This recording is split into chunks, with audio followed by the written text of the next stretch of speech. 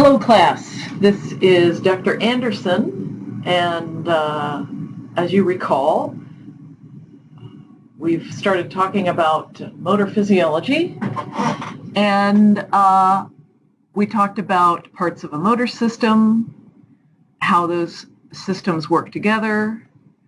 We've talked about what those things have in common, and we talked a lot about the spinal cord.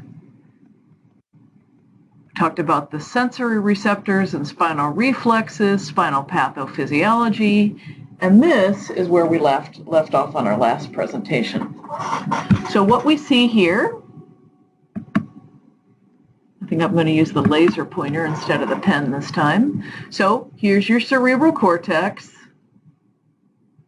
Here's thalamus, basal nuclei, I should say, our brain stem. So we have basically two categories of pathway. We have a major pathway that starts in the cortex, projects down, notice it crosses, and the decussation of the corticospinal tract forms what are called the pyramids or the pyramidal tract. So pyramidal tract is another name for the corticospinal tract. Goes all the way to the spinal cord and then out to the muscles. That is probably the most important motor pathway in humans. However, there's that one pathway. All the other motor pathways start in the brainstem. And so brainstem pathways going from the brainstem to the spinal cord are called bulbar spinal, corticospinal, and bulbar spinal. And we have a number of subtypes of brainstem motor tracts. So there are motor tracts that help us with the proximal muscles, so close to the girdles, the shoulder girdle and the hip girdle, the pelvic girdle, and the trunk muscles, that kind of thing. They help us with balance. They help us with posture. So the first of the brainstem tracts is vestibulospinal. So vestibulo, as in the vestibular system. So you have a vestibular labyrinth in your ear. Talked about the inner ear. So hearing comes from there, but you also have the semicircular canals and the utricle and the saccule. Those are things that tell you about what the position of your head is, and if you're spinning, and if you're accelerating forward, and those kinds of things. So information from that comes from cranial nerve number 8, the cochlear vestibular nerve. That sends information to the brain, and we use that information to then regulate reflexes for balance. So a very important reflex that's been studied in the laboratory is the righting reflex of a cat. So you've got a cat and you kind of turn them upside down and throw them in the air, and they have a way to turn themselves up so they land on their feet. That's the righting reflex. Not as strong in humans. But we have movements that we perform reflexively when we're trying to keep our balance. Tectospinal. So there's a part of the midbrain called the tectum. When you stimulate that area of the brain, it causes pain. It's near an area that we call the corpora quadrigemina. So you have the superior colliculi and the inferior colliculi. And these tracts are very important for moving the neck, and so that you move your head to orient yourself to targets in space and that kind of thing. Reticulospinal. So reticulospinal, in the sensory system, we talked about the reticular activating system, where information goes upward and it helps us pay attention to it. There are downward pathways from the reticular formation. And those things regulate flexors and extensors and essentially help us resist gravity. That may sound kind of goofy for me to say it that way, but when you're standing, holding your body up or holding your trunk up, you are, you're flexing your legs. No, you're not. You're extending your legs. And so you're activating extensors and inhibiting flexors so that you maintain your weight and that kind of thing. So if you recall from Decerebrate cat, they could do the gait behavior, but they could not bear their weight. And why was that? Because they didn't have a reticulospinal tract and a corticospinal tract. So we have sort of locomotion patterns in the spinal cord, but to be able to bear your weight, you have to have a brainstem. Now, we also can talk about distal structures. So dorsolaterally in the brainstem. So again, we have a map. And the map isn't as great as what's in the cortex, but you still have a map, and it's proximal versus distal muscles. So dorsolateral pathways control the distal muscles, especially the fingers and hands, but also the feet and toes and that kind of thing. If you think about if you're you're standing on one foot and how your feet are kind of gripping the floor, so there's some fine motor control in the distal muscles. So the big pathway for that, rubrospinal. So there's a nucleus in the brainstem called the red nucleus. So going from the red nucleus to the spinal cord is the rubrospinal tract. So it's working closely with the corticospinal tract. You see evidence of the rubrospinal tract first in babies, and then you start seeing more corticospinal as they develop and get myelination and that kind of thing. Now we're talking about spinal tracts, but I had to put this in somewhere. So the red nucleus also works with the corticospinal tract to control your face. So that's rubrobulbar. So from the red nucleus to the brainstem to cranial nerves that are then going to control your face. Alrighty. So this is a picture of your brain. This is the cortex, or the cerebrum. This is the sensory cortex. So we talked about this under sensation. There's a homunculus here. There's some association cortices. So right in front of the somatosensory cortex is the primary motor cortex. So sometimes this is called the somatomotor cortex if you put them together. And then there are kind of like association cortices right in front of the primary motor cortex, the supplementary motor cortex, and the premotor cortex. So we're going to be talking about this part of the brain in terms of controlling movement. So this sulcus right here, this is the parietal lobe coming back here. This is the frontal lobe coming up here. So the back part of the frontal lobe is where the motor areas are. So primary cortex, fine control of specific muscles. You can really get specific about what you are activating in terms of muscles or a group of muscles, that kind of thing. This is where the best map is. Now, all areas of the motor system is mapped. There's a map in your spinal cord. There's a map in your brainstem. There's a map in your cortex. The best map is in your cortex. The other maps aren't as good, but there is a map there. Okay. Now, so I'll just say a few things. So your primary motor cortex is good for the fine control of muscles. It's got a really strong map. If you have damage to that area of the cortex, you're going to have difficulty activating muscles and contracting them. After your brain has a time to heal, you may get some motor function back. So say somebody has a stroke and they lose the ability to move muscles, they get therapy, they have some healing, they might get some motor function back, but they're not going to have the fine control that they used to have. So in blue here, this area is your premotor cortex. So the premotor cortex working with the primary cortex.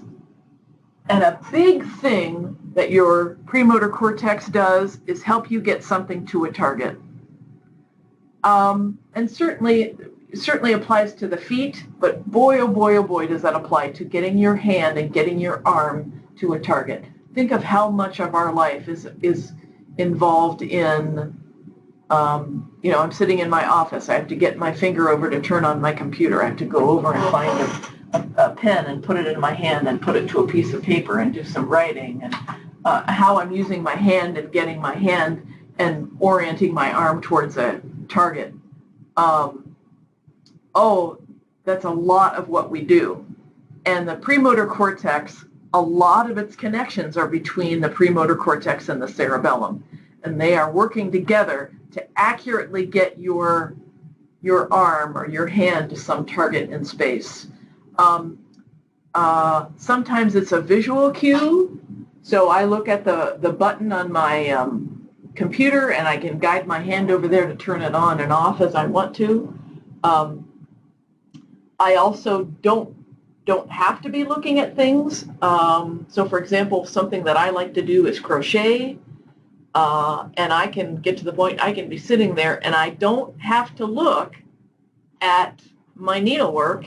I can be looking away and I can be performing it because I've memorized that motion and I know what it's like and I can do it without looking. And so it's a movement that I've sort of internalized. Finally, we have the supplementary motor cortex, and of course everything's working together, but the supplementary cortex is really, really, really about planning.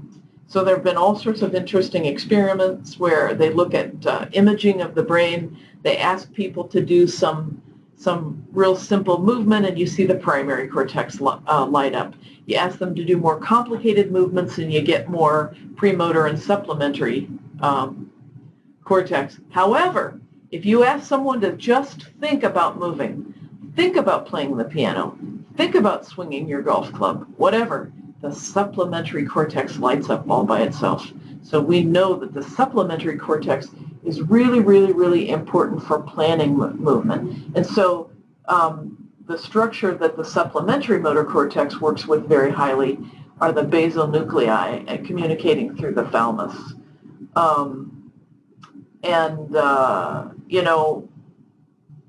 A lot of what we talk about, or what we've talked about thus far, is reflexive kinds of things. So I tap my tendon and I flex my arm, or I'm trying to bear weight, and there's all this really reflexive things. But there are all sorts of movements that we make just because we want to.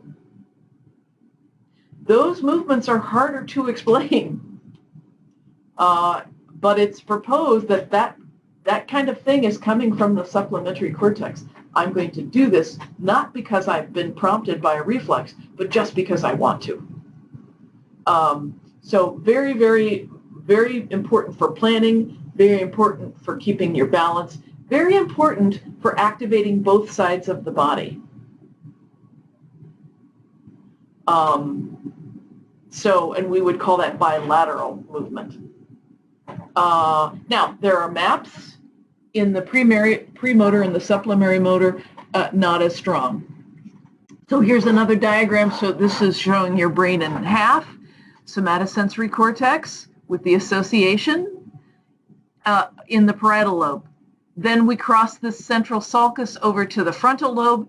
Here's your primary motor cortex. Here's your supplementary motor cortex. We can't see the premotor cortex because it's on the other side of this picture. It's the other side of the brain that we can't see here. We also can see some other things. So here's your brain stem. So we talked a lot of the brain stem tracts. So reticulospinal, vestibulospinal, tectospinal. Here's your hypothalamus and your pituitary. This is called your thalamus. There's your corpus callosum. On either side are the basal nuclei, and back here is your cerebellum. So remember, the cerebellum is working very closely with the premotor cortex, and the basal nuclei working very closely with the supplemental motor cortex. So there you go. All righty. Let's talk about the corticospinal tract. So another name for the corticospinal tract is the pyramidal tract. Now, why do we call it the pyramidal tract? There could be a couple of reasons. So up here, these cells are called pyramidal cells. But these neurons, you have an upper motor neuron that's its origin is the cortex. It projects down through some white matter in between the thalamus and the basal nuclei called the internal capsule, projects down through the midbrain and crosses in the brainstem, in the medulla. So this crossing, so here it's called the decussation of the medulla, forms something called the pyramids. So that's also a source of the name pyramidal tract. Now, what's kind of interesting is that in my observation, clinicians tend to call it the pyramidal tract, and basic science researchers tend to call it the corticospinal tract. So I tend to call it the corticospinal tract because I'm a scientist type as opposed to a clinical type. So then you've maybe heard the term extrapyramidal. So extrapyramidal is anything that's not pyramidal. So extrapyramidal means all your bulbar spinal tracts. And it also refers to pathways involving the basal nuclei. So sometimes clinicians talk about pyramidal systems. So you'd have pyramidal side effects of a drug or extrapyramidal side effects. And a lot of times extrapyramidal side effects refers to the basal nuclei. There are exceptions to that. The terminology is kind of messy. But in this class, you're not going to hear me talk about the pyramidal tract. You're going to hear me talk about the corticospinal tract. Just keep in mind that some folks use a little different language. Alrighty, so upper motor neuron starts in the cortex, projects down, and most of the pathways cross in the medulla, and then laterally in the spinal cord, and it's colored red here in this particular diagram, but remember, it's white matter, and then descends in the lateral corticospinal tract. Synapses on a lower motor neuron, and then the lower motor neuron goes to the skeletal muscles. However, there is a subpopulation that doesn't cross in the medulla, actually goes down in a anterior or a ventral corticospinal tract, crosses in the spinal cord, and then goes to skeletal muscle. So, so a little bit of a differentiation here. Not all of the neurons in the corticospinal tract are excitatory. Some of them are inhibitory. And the reason why that's important to know is that you lose, not only do you lose the excitation in the corticospinal tract when you have a spinal cord injury, but you lose the inhibitory factor, which can lead to symptoms like spasticity. So keep that in mind as we're going forward. Corticospinal tract is a really sophisticated motor system, and it's only seen in higher mammals. So for example, something like, like a raccoon, and little creatures like that, and they have little paws instead of hands, really, but they have to open and close all their fingers together because they don't really have a really sophisticated corticospinal tract. But you have non-human primates and humans, and we are able to move all of our fingers individually. Being able to do that is something called fractionization. Fractionization sounds like a bad thing, but actually it's a good thing. means you can move your fingers individually. So when you have children, you have to take them in to see the nurse practitioner or the physician assistant or the pediatrician for something called wellness checks. And as your child is maturing, you take them in for these wellness checks and you fill out a little questionnaire. And one of the questions they will ask you is, does your child pick up a Cheerio with their whole fist, or do they use their thumb and forefinger, the pincher grip?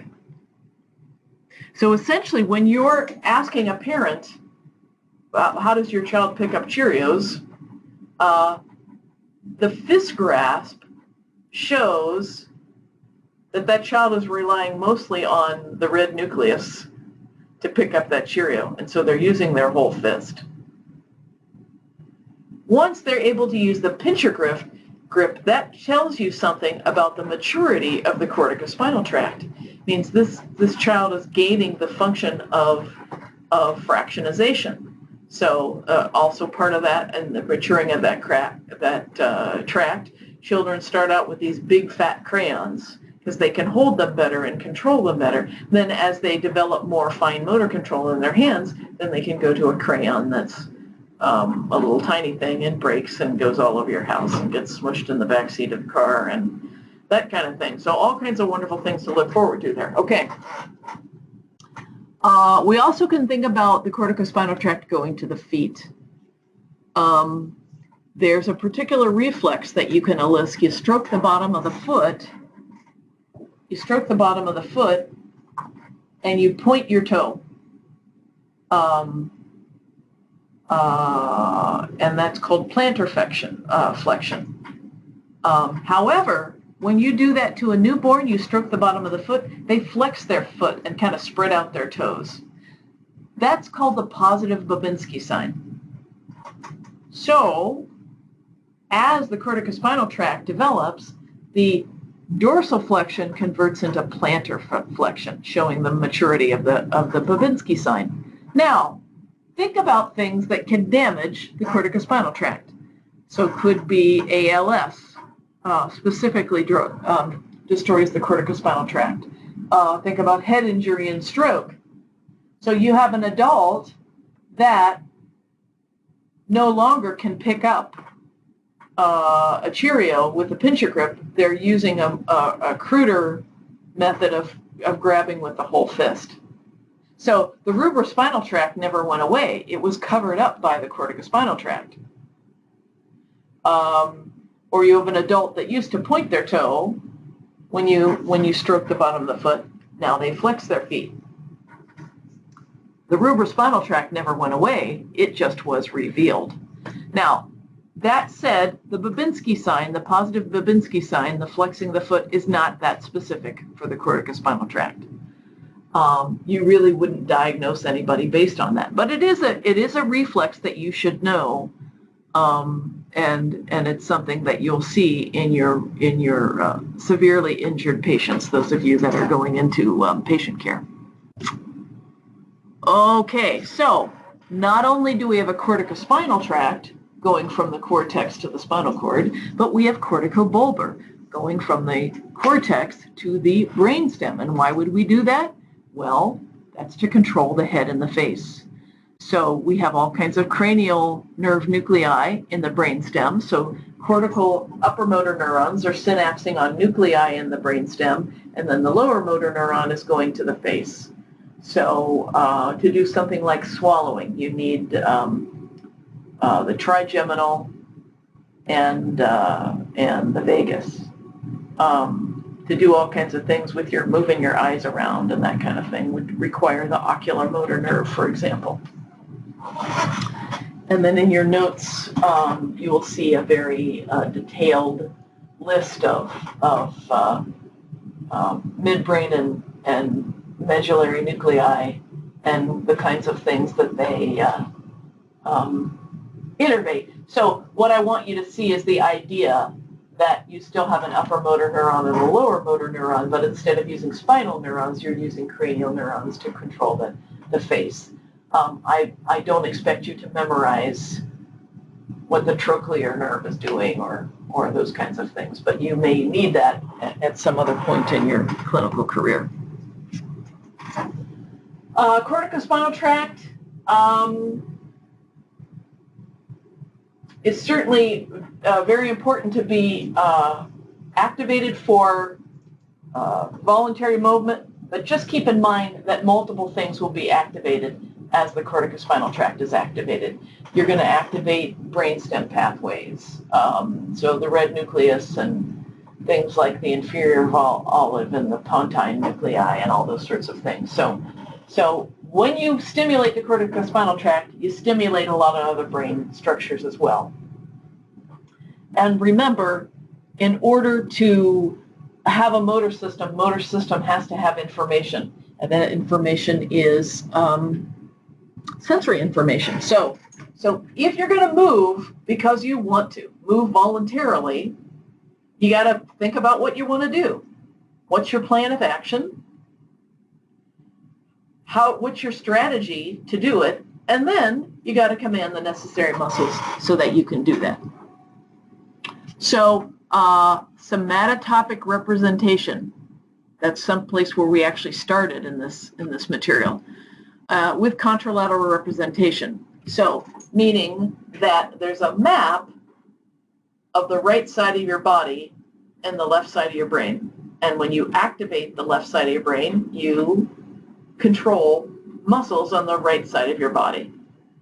And you have a homunculus, just as you do for the sensory system, and that homunculus is kind of an interesting map. It's not according to body surface area, it's according to fine control. So you have lots of fine control in the hands and the face. You can do all sorts of things with your fingers, and you can do all kinds of subtle facial expressions. That is represented more strongly in the cortex than other kind of gross control. So here's the picture of that homunculus. So remember, we have in the parietal lobe, we have the sensory cortex, and right in front of it is the frontal lobe with your motor cortex. And there's an upside down map of you. So your whole body takes up this amount, and then look at what's devoted to your hands, look what's devoted to your face, all the stuff you have to do with your mouth, the talking and the chewing and the singing and all that sort of thing, and there's your tongue, whatnot. So bigger representation for areas of the body with more fine motor control. So we can do all kinds of experiments. We can do imaging of human brains. We can do all kinds of electronic or electrophysiological monitoring of primate brains. And basically this is what we learn. Right before you move a muscle, your cortex discharges. So for a long time there was a big discussion about where in the world does movement start. It doesn't start in the basal nuclei. It doesn't start in the cerebellum. It starts in the cortex. When you're going to move, that's the thing that fires first. And there are different patterns of firing or different patterns of imaging if you're doing a simple movement or doing a very complex movement. If you extend your arm, you're going to see a different pattern of action potentials than if you flex your arm. And the stronger the contraction, the greater the frequency of action potentials traveling along the corticospinal tract in order to carry out that movement. And as I said before, there's a way to mentally rehearse movements, and we see only activity in the supplemental cortex. So visualization is very, very important for people that do performance or people that are athletes. And even if you have somebody that's injured, they may not be able to perform the activity, but they can, while they're doing their rehab, they can mentally rehearse the activity, and they are still keeping those those neurons in their brain alive and primed for the activity. Okay, so what happens when things go wrong? Well, we talk about motor pathology in a couple of ways. A positive sign is something that's observed. It's not necessarily good. It's something that you can see. So when you start to see a symptom, a negative sign is that you've lost something. So it's not good and bad. It's that you have a behavior that you used to do and you can't do anymore. Or you have a behavior that you didn't used to do and now you're showing it. So if you have damage to the motor cortex, you lose your ability to move. So you can't move. So plegia, paraplegia, you're not able to use your legs because some damage of the corticospinal tract, whether the spinal cord or the brain.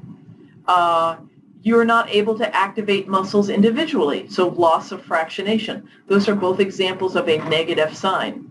However, if you see the presence of a sign, like a positive Babinski sign, or clonus, or spasticity. So spasticity is tight muscles, and your muscles can be so tight that it's hard to move. That's a positive sign. That's something that didn't used to be there and now is with the pathology. So there is so much when it comes to motor pathology that we can organize it in this way. You can talk about a disease of the upper motor neuron. So going from the cortex down to the spinal cord. So that's upper motor neuron disease. So that's what happens with ALS. Amyotrophic lateralizing sclerosis. Okay, so that's progressive hardening and destruction of the upper motor neuron in the corticospinal tract.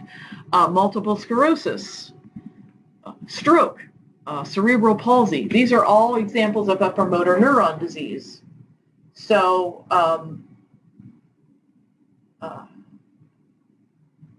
you would expect to get some muscle weakness and loss of function, but you're more likely to see some of those positive signs, such as spasticity and the positive Babinski sign. Lower motor neuron disease means something happened to the lower motor neuron, so peripheral neuropathies. So an example of a peripheral neuropathy is something called Guillain-Barré. So you lose the myelination in your peripheral neurons. So we're all going around getting our flu shots, and so they ask you to read a piece of paper. Has anyone ever had Guillain-Barré in your family? Has anyone ever had a bad reaction to the flu shot? They're worried about this condition. You lose the myelination, and then you cannot activate a muscle. So the Babinski sign, I lost my thunder here already. So in infants, you stroke the bottom of the foot and the foot flexes. That's the positive sign. As you develop the corticospinal tract, with the stroke of the bottom of the foot, now you point the toe. That's the negative Babinski sign, which is normal in adults. But if you revert back to the positive Babinski, that indicates some kind of damage to an upper motor neuron. Cerebral palsy is not a terribly specific condition. It's not progressive, but it's not reversible, and it's something that somebody's born with. So typically what happens is there's some kind of trauma to the fetus or the neonate. It can be happening during the birth process where there's compression or oxygen deprivation to the cortex. And an example of that, of what would do that, is hydroencephaly. And then you have upper motor neuron disease. People have problems with functioning. They will have spasticity. They'll have areas that flex or extend. They may have flexion on one side and extension on the other, depending on where their injury is, meaning that brainstem tracts are taking over for the loss of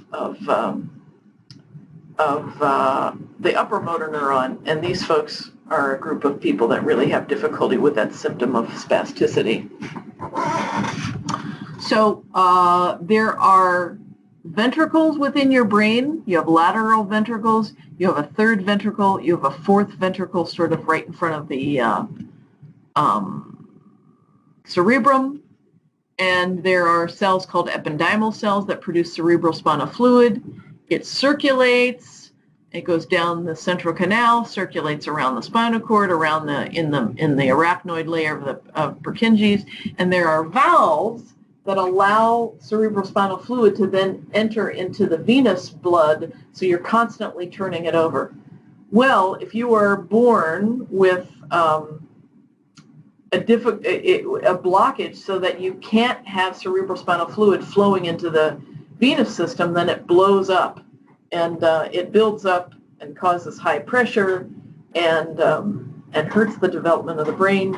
You have to put in a shunt to try to draw off the fluid, and as seen here, and so now here the fluid is taken into the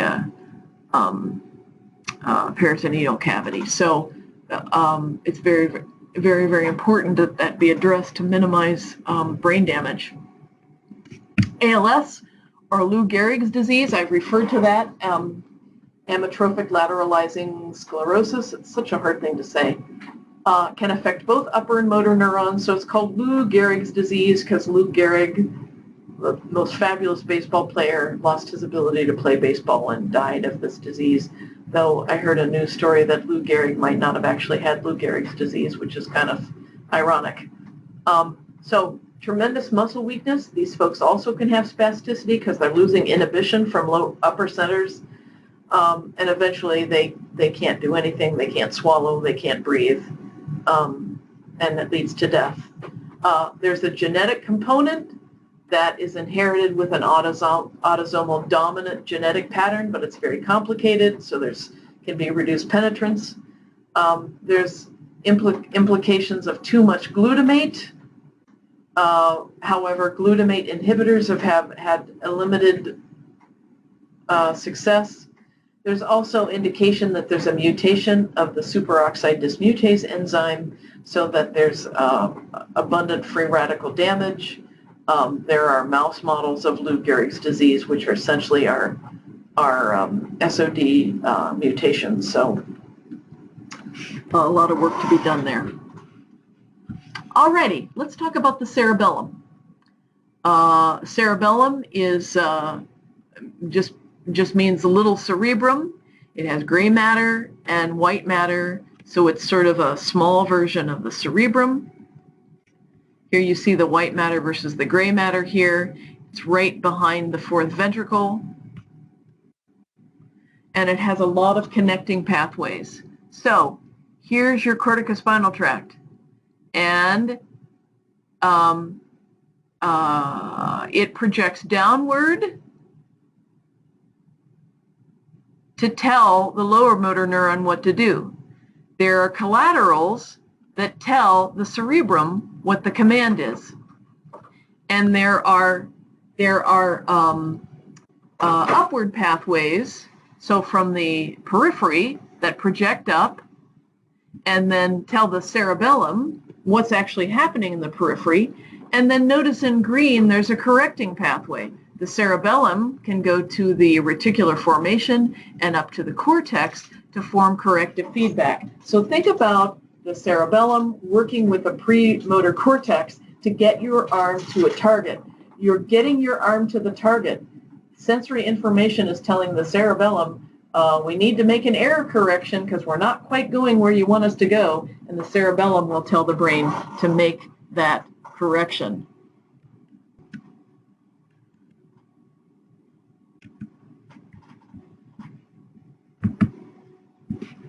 Did we pause?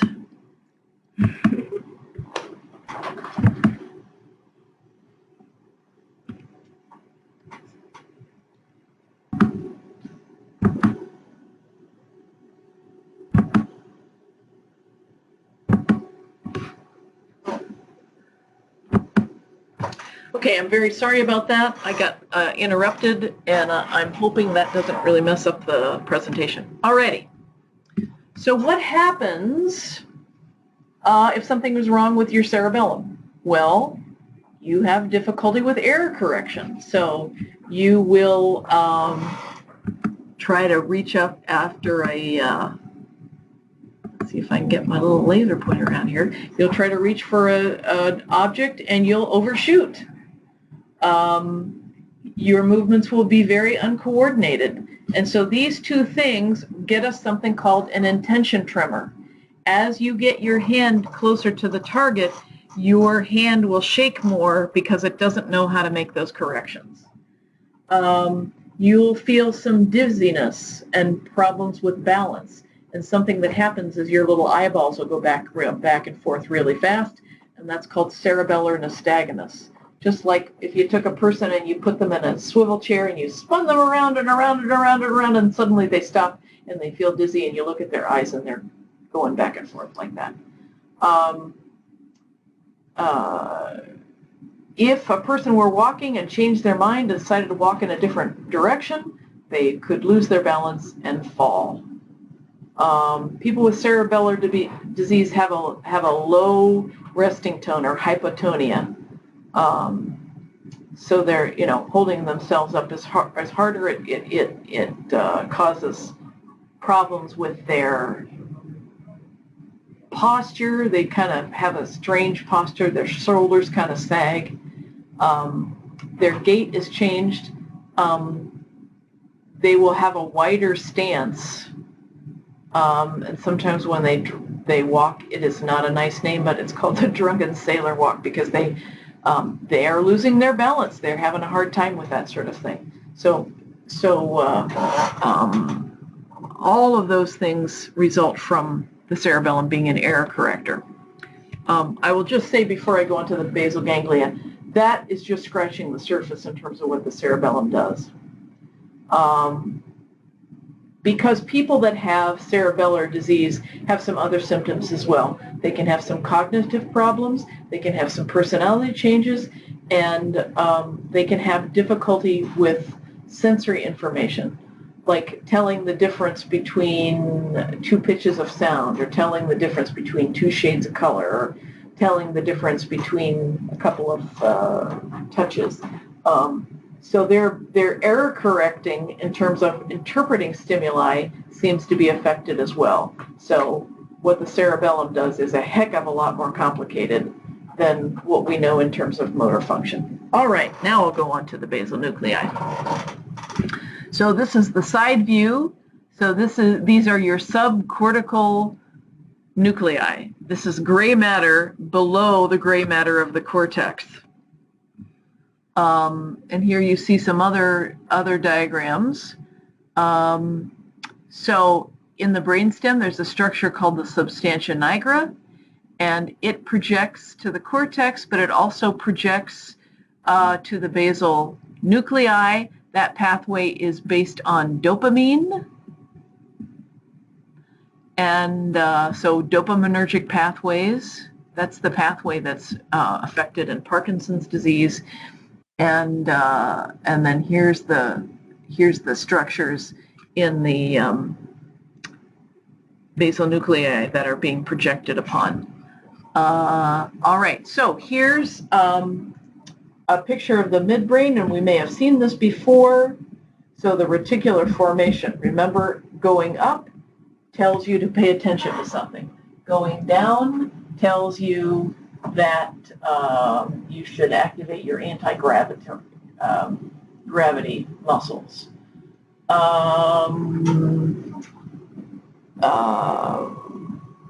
Medial geniculate nucleus, that has to do with other pathways. Oculomotor nucleus, so that's one of those corticobulbar pathways. Your brain talks to your oculomotor nucleus. Your oculomotor nucleus talks to your muscles around your eye. Here's the red nucleus. That's the source of the cerebrospinal tract. Here's the periaqueductal gray matter we talked about with pain modulation. Here's the superior colliculus. That's a brainstem nucleus that helps you guide your head, turn your head, so operating your neck muscles so you can, and you focus your eyes on a target. Here's the tectum, so you have your tectospinal tract. Also, this is an area of the brain that when you stimulate it causes a lot of pain. So these are some things we've talked about before. Alrighty, right here is the substantia nigra, the black substance. These are the source of neurons that produce dopamine and project to the basal nuclei. Whoops. So I am not happy with this picture. Let's see if I want to go back to this one. Okay, maybe I do. All right, so there are basically two major pathways in the basal nuclei. So I am trying to find, here is the caudate nucleus, and then you have the lentiform.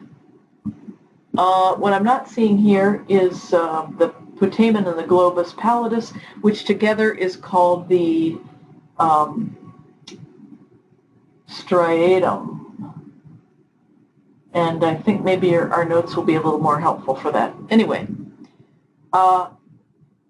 putamen is not labeled on this diagram. It's labeled on this one. Okay, so more the caudate nucleus and the putamen. All right, here's the deal. Your basal nuclei is very important for working with your cortex to do very complicated movements. So, cursive writing, sewing and cutting fabric with a pair of scissors, doing sports activities, patterns of movement, talking and those kinds of things. Very important, working together. So, doing patterns of movement is working with the cortex is what your putamen is doing for you. Then you have the caudate pathway that's also working with your cortex and working with the supplementary cortex, because you're planning. You're thinking about what you're going to do. What's the appropriate time to activate this muscle versus this muscle? We're going to activate this muscle a lot. We're going to activate this other muscle just a little bit. So what are the neurotransmitters involved in this pathway? Well, big thing is dopamine. Dopamine comes from the substantia nigra, and it projects in a couple of ways. There's a direct pathway and an indirect pathway. And then we have GABA is an inhibitory neurotransmitter,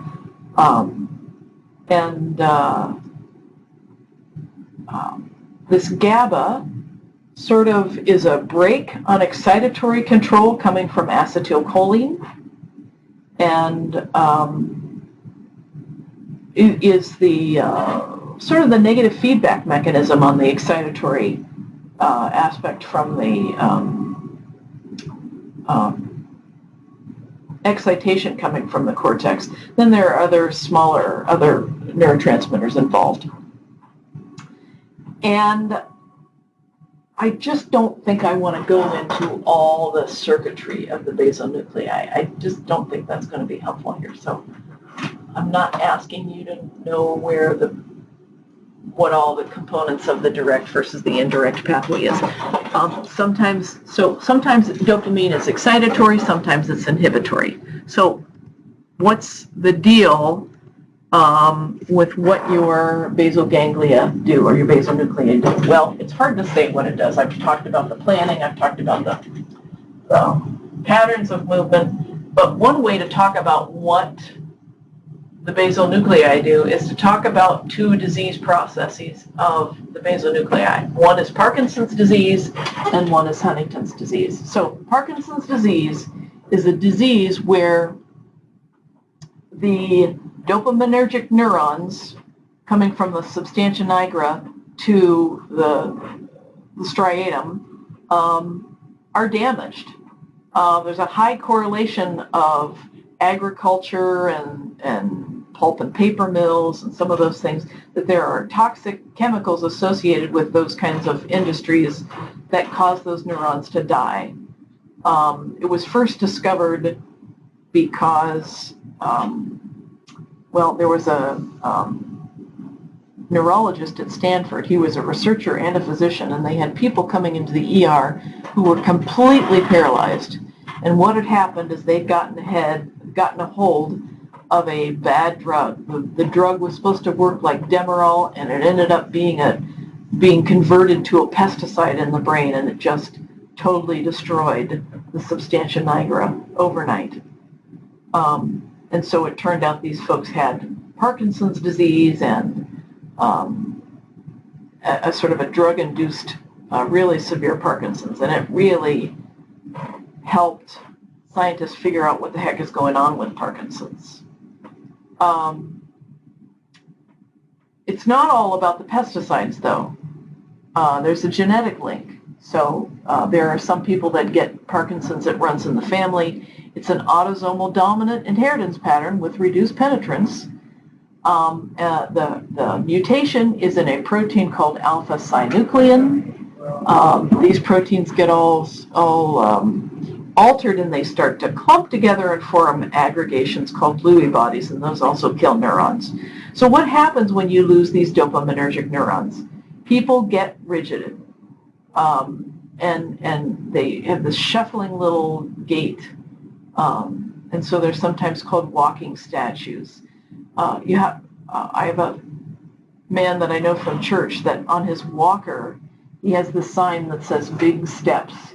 He's always trying to remind himself to take as big steps as possible, because what can happen with folks with Parkinson's is they take a step, and then the next one's smaller, and the next one's smaller, and pretty soon they're taking teeny tiny steps and they're tripping over their feet and falling down. It's hard to initiate movement. Once they get going, their movements initially can be pretty accurate. But it's just really hard. It's hard for them to speak. So they will speak in little quick voices like this, and it's really hard to understand. And speaking is really very, very affected. Handwriting, they end up having this little teeny tiny handwriting that's really hard to read. Now, the people with cerebellar disease had a intention tremor. People with Parkinson's have a resting tremor. The tremor actually can go away once they move. When the Parkinson's gets really bad, then they have the tremor all the time. Now, you may think of Parkinson's disease as totally a motor disease. It's not. People can have depression, very well treated with antidepressants, but it has to be diagnosed and realized. Dementia, they get confused. People with Parkinson's disease can have really vivid dreams. They will get up and act them out. They will tell you the next morning about how their sister, who's been dead for 10 years, came in and visited them and talked to them. I mean, and it's as real as anything. Very interesting effects. And then as people are being treated for Parkinson's disease, what can happen is they can have chronic gambling problems. Why is that? Because it's a dopaminergic pathway, and there are other pathways that are reward pathways, and there's a lot of issues that can happen. So here's our person with their Parkinson's disease. So we don't see a lot of expression on their face. Their head can shake, their hands can shake, their posture's changed, little teeny tiny steps, and rigidity. Okay, the other disease that we can associate with the basal nuclei is Huntington's disease. Now, Huntington's also has a genetic component, autosomal dominant disease. We talked about this, I can't remember if it's the first or second week of class. So you only need one mutated gene. So if you have a parent that has it, you have a 50-50 chance of getting the allele. However, there's reduced penetrance. I remember I talked about the case where the grandfather and the child has it, but the son does not have it because of reduced penetrance. And also notice with autosomal dominant, late onset has to do with a protein that builds up and causes harm. So the disease was named first, and then they found the protein called Huntington. It's some kind of a nerve factor that accumulates, and so you get these proteins that clump up and accumulate in the basal nuclei and kills the neurons. Now, this clumping thing is interesting. So Alzheimer's, you have the amyloid plaques. Parkinson's, you have the Lewy body. Huntington's, you have the Huntington aggregates. These are all, if they're inherited, they have an autosomal dominant inheritance pattern because you have a protein that builds up and causes problems over time. So there can be differences in the profile of Huntington's. If you have problems with the GABA pathway, you get this, all these interesting motor symptoms. So big wild movements and this kind of writhing kind of thing. The head writhes, the tongue can stick out and writhe and that kind of stuff. It's very disconcerting when you see it. You can have behavioral problems, more with the cholinergic effects. And people get argumentative and get fights and, they're constantly beating people up or getting beat up and just very, very, very impulsive, no impulse control. So there was a folk singer by the name of Woody Guthrie. So if you're looking at the presentation, that's a picture of him with his guitar. He wrote the song, "This Land Is Your Land, This Land Is My Land," from California to the New York Islands. He was a very, very interesting guy, and in the folk movement, he was in Greenwich Village, and one minute he was having a good time, and the next minute he was punching some guy in the face, and he would be hospitalized periodically, and he eventually went insane. So not a nice way to die.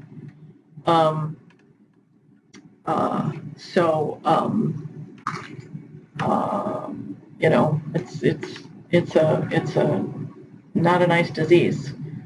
There is a disease, there is a genetic test for Huntington's. It was developed by a woman who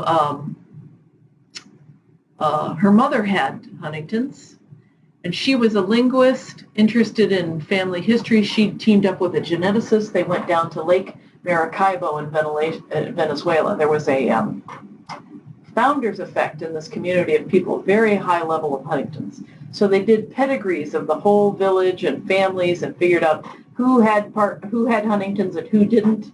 And the geneticist found a genetic marker that was turned into a genetic test. Now, even though her mother had Huntington's, she chose not to take the test because she just didn't want to know.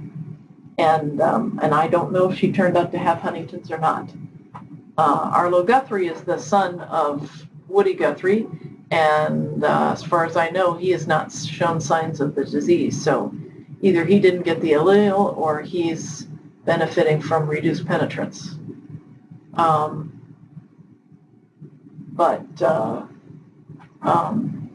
Just a very, very, very devastating disease. Okay, I think we're ready for the question slide. So I want you to look at the questions in your course packet. I didn't put them into the presentation as I have done in the past. So think about, what are the parts of a motor system? What are the levels? What do they do? What do they have in common? What's going on with a spinal reflex? How does a muscle spindle work? How does a Golgi tendon work? What's a alpha motor neuron versus a gamma motor neuron doing? What are you doing when you are co-activating them? What's reciprocal innervation? How does that explain the cross-extensor reflex? What are the kind of motor tracts coming from the brainstem? What's a positive sign? What's a negative sign? What is, so avereflexia would be a negative sign. The Babinski sign would be a positive sign. Think about why that is. What's going on with these maps in the motor system? Where is the strongest map? What's the basis of the map? And what are the functions of the cerebellum? What happens when your cerebellum isn't working? What are the functions of the basal nuclei? And what are those two disease processes, Parkinson's disease and Huntington's disease? So I will end it here, and I'll see you folks in class.